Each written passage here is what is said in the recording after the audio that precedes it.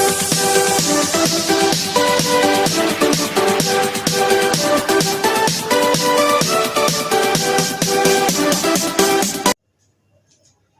दोस्तों, स्वागत करता हूं आपका इनके क्लास पर। आज हम लेके आए हैं मूल अधिकार, मूल या मौलिक अधिकार, फंडामेंटल राइट्स, जो संविधान के भाग 3 में दिए गए हैं। इससे बहुत सारे क्वेश्चन आते हैं। इसको जानना हमें इसलिए भी जरूरी होता है क्योंकि हम एक भारतीय और एक भारतीय होने के नाते हमें पता होना चाहिए कि संविधान ने हमें कौन कौन से अधिकार दिए हैं।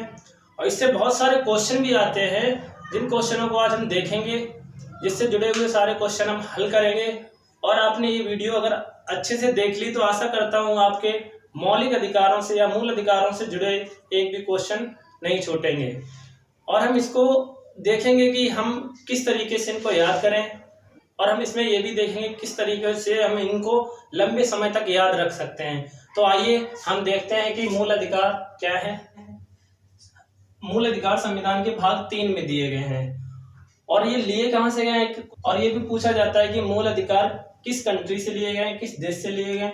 तो मूल अधिकार यूएसए से लिए गए हैं। तो मूल अधिकार यूएसए से लिए गए हैं। हम इनको ऐसे भी क्या कर सकते हैं, आ से अमेरिका और आ से अधिकार। अगर ये पूछा जाए कि हम मूल अधिकार कहाँ से लिए गए हैं, तो यूएसए से लिए गए हैं या अमेरिका से लिए गए हैं। अमेरिका से लिए गए हैं, तो अधिकार आ से अमेरिका। इस तरीके से हम याद भी रख सकते हैं कि मूल अधिकार कहाँ से लिए गए हैं, तो अमेरिका से लिए गए हैं। तो मूल अधिकारों को मैग्ना कार्टा भी कहा जाता है। मैग्ना कार्टा क्या है? मैग्ना कार्टा असल में ब्रिटेन में कुछ मजदूरों को अधिकार दिए गए थे, उनको मैग्ना कार्टा कहा गया था। तो जो अधिकारों से जहां जुड़ी बात होती है तो उसे मैग्ना कार्टा कहते हैं। तो मैग्ना कार्टा हम इसीलिए कहते हैं क्योंकि ये अधिकारों से जुड़ी बात होती है। तो आप समझ गए कि मैग्ना कार्टा क्या है। जहां पर अधिकारों से जुड़ी बात होती है उसे मैग्ना कार्टा कहते हैं। उसके बाद देखेंगे मूल अधिकार किस आर्टिकल से किस आर्टिकल तक दिए गए हैं। तो मूल अधिकार आर्टिकल 12 से लेकर आर्टिकल 35 तक मूल अधिकार दिए गए हैं। मूल अधिकार क्यों बनाए गए हैं संविधान में, हम सबसे पहले जानेंगे कि मूल अधिकार बनाए क्यों गए हैं। तो मूल अधिकार इसलिए संविधान निर्माताओं ने मूल अधिकार इसलिए बनाए हैं क्योंकि कोई भी व्यक्ति अपने व्यक्तित्व का निर्माण कर सके। जब तक कोई भी व्यक्ति अपने व्यक्तित्व का निर्माण नहीं कर सकेगा तो अपने देश का निर्माण कहां से करेगा। तो इसीलिए मूल अधिकार संविधान में दिए गए, इसीलिए बनाए गए थे। तो मूल अधिकारों से जुड़ी बात आर्टिकल 12 से लेकर आर्टिकल 35 तक की गई है। तो अभी हमारे पास 6 मौलिक अधिकार है।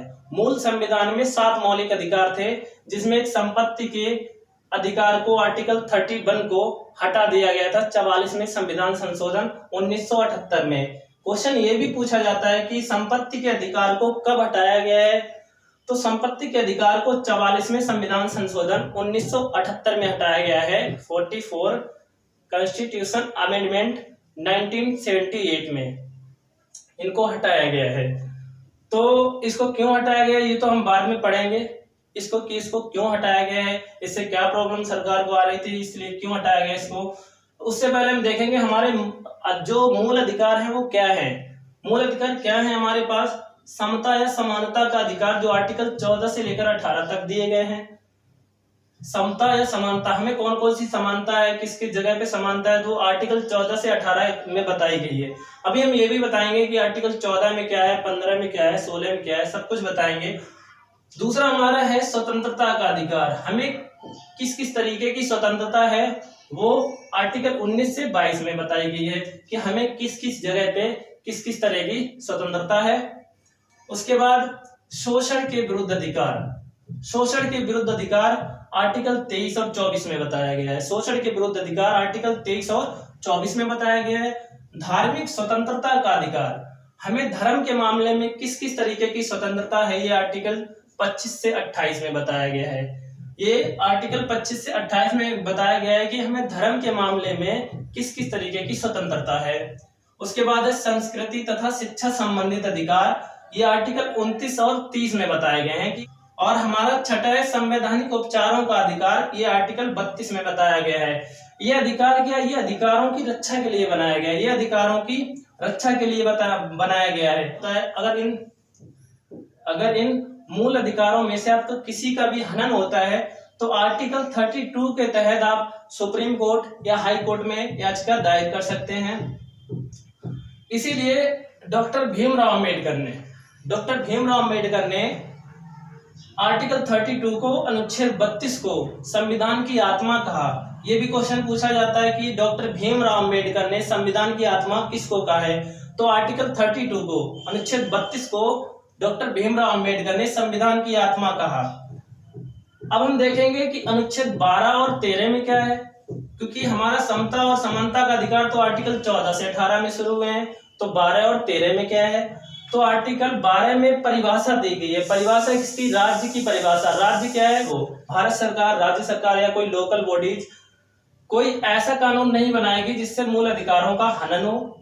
आर्टिकल 13 क्या कहता है, आर्टिकल 13 अल्पीकरण क्या है कि संविधान से पहले बने हुए कानून, जो कि आईपीसी की धाराएं पता होना चाहिए आपको कि 1860 से लागू हैं, 1860 से वो लागू हैं। और पर्सनल लॉ, जो धार्मिक लॉ होते हैं। अल्पीकरण क्या है कि संविधान के पहले बने कानून या संविधान के बाद में कोई ऐसा कानून हो जो इन मूल अधिकारों का हनन कर रहा हो, तो उसे हटा दिया जाएगा। जैसे संविधान से पहले कौन से कानून लागू हैं, तो बहुत सारे कानून हैं। आईपीसी की धाराएं 1860 से लगी हुई हैं, आईपीसी की धाराएं 1860 से लगी हैं। पर्सनल लॉ है, मतलब ये कहना है कि कहने का मतलब ये है कि जो संविधान के बनने से पहले या संविधान के बनने के बाद कोई भी ऐसा कानून नहीं बनेगा या कोई भी ऐसा कानून नहीं बनाएगा जिससे मूल अधिकारों का हनन होगा। अगर किसी ने ऐसा कानून बनाया तो वो रद्द कर दिया जाएगा। तो आर्टिकल 13 ये कहता है। 12 क्या कहता है कि कोई राज्य सरकार, केंद्र सरकार या कोई लोकल बॉडीज कोई ऐसा कानून नहीं बनाएगी जिससे मूल अधिकारों का हनन होगा। तो हम देखते हैं कि अब संपत्ति के अधिकार को क्यों हटाया गया। ये भी देख लेते हैं कि हम संपत्ति के अधिकार को क्यों हटाया गया है। सरकार को इससे बड़ी प्रॉब्लम आ रही थी। क्या प्रॉब्लम आ रही थी, देखें कि बहुत सारी सड़कें, कंस्ट्रक्शन का काम चाहिए था, कंस्ट्रक्शन करना था। तो अगर बीच में किसी की संपत्ति आ रही थी, तो वो अगर सरकार उसको लेना चाहती थी तो वो सीधे सुप्रीम कोर्ट या हाई कोर्ट चला जाता था। तो जिस चक्कर में सरकार को बड़ी प्रॉब्लम हो रही थी, क्योंकि ये मूल अधिकारों से जुड़ी बात हो रही है, तो आर्टिकल 32 के तहत सुप्रीम कोर्ट जा भी सकता था। तो इसीलिए संपत्ति के अधिकार को हटाकर कानूनी अधिकार बना दिया गया। कानूनी अधिकार क्या है कि कानूनी अधिकार ये है कि सरकार तो आपसे ले सकती है लेकिन कोई और आपसे नहीं ले सकता है। तो ये संपत्ति का अधिकार किस लिए हटाया, कब हटाया, आपको पता है कब हटाया? 44वें संविधान संशोधन 1978 में हटाया गया है। तो आपको पता लगा कि संपत्ति का अधिकार क्यों हटाया गया और कब हटाया गया है। तो क्वेश्चन ये भी आता है, संपत्ति के अधिकार को कब हटाया गया, तो आपको पता है 44वें संविधान संशोधन 1978 में संपत्ति के अधिकार को हटा दिया गया है। अब आइए हम देखते हैं कि आर्टिकल 14, 15, 16, 17, 18 क्या है। आइए हम देखते हैं। तो आर्टिकल 14 क्या है?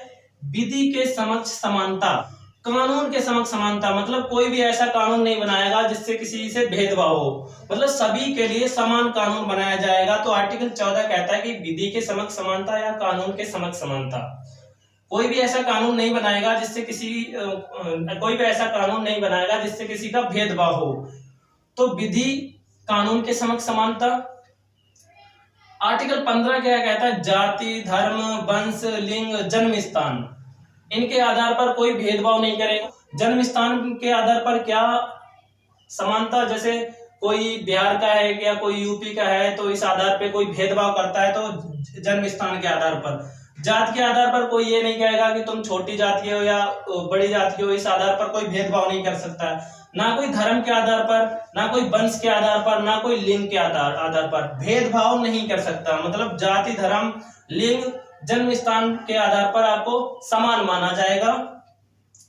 लोक नियोजन में समानता, लोक नियोजन मतलब नौकरियों में समानता, सभी को नौकरियों में समान माना जाएगा। इसी में अब आरक्षण की बात होती है। तो आरक्षण किस तरह, तो आरक्षण जाति के आधार पर दिया जाता है, लिंग के आधार पर दिया जाता है और जन्म स्थान के आधार पर दिया जाता है। तो ये क्यों दिया जाता है? जो समाज पिछड़ गया है उसको समान लाने के लिए आरक्षण दिया जाता है। जन्म स्थान के आधार पर कैसे आरक्षण मिलता है? जैसे जहां पर कोई बहुत पिछड़ा जिला या बहुत पिछड़ा कोई राज्य है तो उसको आरक्षण मिलता है। आरक्षण इसलिए मिलता है कि वो समान हो जाए, सबके समान हो जाए। इसी तरह लोक नियोजन में समानता मतलब नौकरियों में समानता। उसके बाद आर्टिकल 17 कहता है अस्पृश्यता का अंत, छुआछूत का अंत। मतलब जाति धर्म के आधार पर आप छुआछूत नहीं कर सकते हो। जाति धर्म के आधार पर आप छुआछूत नहीं कर सकते हो। छुआछूत आप कब कर सकते हो? जब जैसे कोई बीमारी आ जाती है और वो ट्रांसपेरेंट है, जैसे कोरोना है, एक दूसरे को छूने से या एक दूसरे के सामने बैठने से हो जाता है, तो इस तरीके से आप भेदभाव कर सकते हो। लेकिन अस्पृश्यता का अंत मतलब छुआछूत का अंत। छुआछूत का अंत, जाति धर्म के आधार पर आप छुआछूत नहीं कर सकते हो। अगर कोई बीमारी है जो ट्रांसपेरेंट है, उसकी वजह से तो आप छुआछूत कर सकते हो, लेकिन जाति धर्म के आधार पर आप छुआछूत नहीं कर सकते हो। उसके बाद उपाधियों का अंत। उपाधियों का अंत, जैसे पहले राजा महाराजा लोग उपाधि ले लेते थे, महाराज, नाइटहुड या सर की उपाधि धारण कर लेते, तो अब ऐसी उपाधि क्या होती है कि किसी एक व्यक्ति को दूसरे व्यक्ति से ज्यादा अच्छा दिखाते हैं, तो उन उपाधियों का अंत इसीलिए किया गया है कि सबको समान माना जाएगा। उन उपाधियों का अंत इसीलिए किया गया है कि सबको समान माना जाएगा। उपाधि कौन सी ले सकते हो आप? एजुकेशन से रिलेटेड और रैंक से रिलेटेड। एजुकेशन से रिलेटेड जैसे कोई डॉक्टर है, प्रोफेसर है, इंजीनियर है, तो अपने सरनेम के आगे इंजीनियर, प्रोफेसर लगा सकता है। वो किसी व्यक्ति को नहीं, वो एजुकेशन से रिलेटेड है तो आप उनको लगा सकते हो। लेकिन और उपाधियां, जैसे किसी विदेश में आपको उपाधि लेनी है तो सबसे पहले आपको राष्ट्रपति से पूछना हो, तो उपाधियां कौन सी लगा सकते हो? एजुकेशन से रिलेटेड और रैंक से रिलेटेड। रैंक से रिलेटेड कैसे? जैसे कोई आर्मी में कैप्टन है या ब्रिगेडियर है, इस तरीके की रैंक आप लगा सकते हो। बाकी उपाधियों का अंत है, बाकी उपाधियां आप धारण नहीं कर सकते। हम देखते हैं कि हम इनको किस तरीके से याद रख सकते हैं। आइए हम देखते हैं कि अब हम इनको किस तरीके से याद रख सकते हैं। तो हम याद कैसे रखेंगे? इनमें कुछ कीवर्ड पकड़ेंगे। कीवर्ड क्या है? जैसे इसमें विधि है, विधि मतलब कानून। अगर ये पता होगा कि हाँ विधि, तो विधि के समक्ष समानता पता है आपको।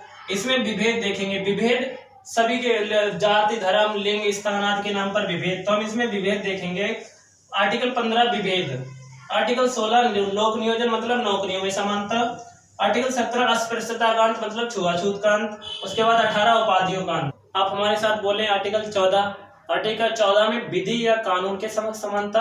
आर्टिकल 15 विभेद, तो विभेद जाति, धर्म, लिंग के स्थान के आधार पर विभेद। आर्टिकल 15 जाति, धर्म, लिंग आदि के आधार पर विभेद। आर्टिकल 16 में लोक नियोजन, नौकरियों में समानता। आर्टिकल 17 अस्पृश्यता का अंत, छुआछूत का अंत। आर्टिकल 18 क्या है? आर्टिकल 18 है उपाधियों का अंत। आर्टिकल 18 उपाधियों का अंत।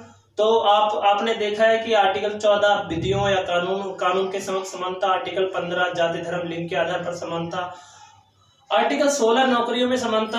आर्टिकल 17 छुआछूत या अस्पृश्यता का अंत। आर्टिकल 18 उपाधियों का अंत।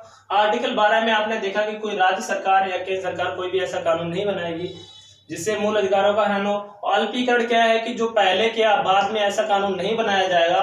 जो संविधान के पहले या बाद में कोई ऐसा कानून होगा जो मूल अधिकारों का हनन करेगा तो उसे रद्द कर दिया जाएगा।